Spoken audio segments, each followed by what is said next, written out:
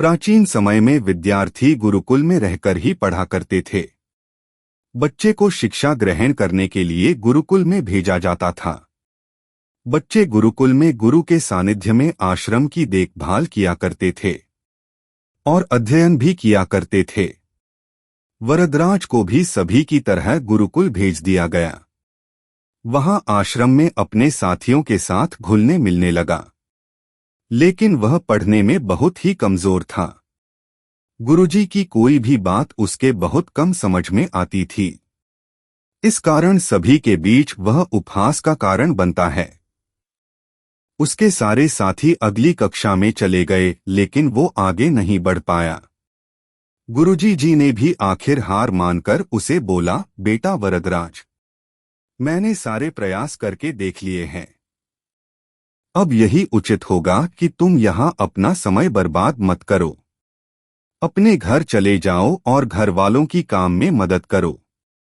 वरदराज ने भी सोचा कि शायद विद्या मेरी किस्मत में नहीं है, और भारी मन से गुरुकुल से घर के लिए निकल गया। दोपहर का समय था। रास्ते में उसे प्यास लगने लगी।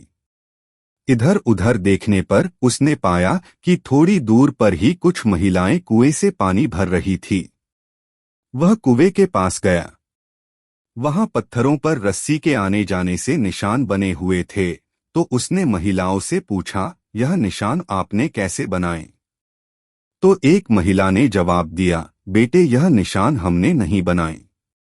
यह तो पानी खींचते समय इस कोमल रस्सी के बार बार आने जाने से ठोस पत्थर पर भी ऐसे निशान बन गए हैं। वरदराज सोच में पड़ गया। उसने विचार किया कि जब एक कोमल से रस्सी के बार बार आने जाने से एक ठोस पत्थर पर गहरे निशान बन सकते हैं, तो निरंतर अभ्यास से मैं विद्या ग्रहण क्यों नहीं कर सकता।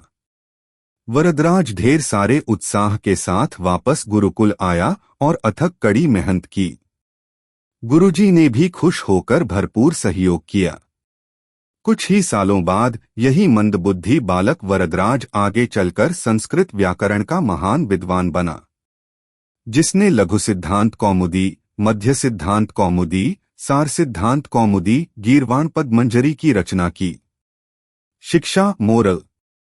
दोस्तों, अभ्यास की शक्ति का तो कहना ही क्या है।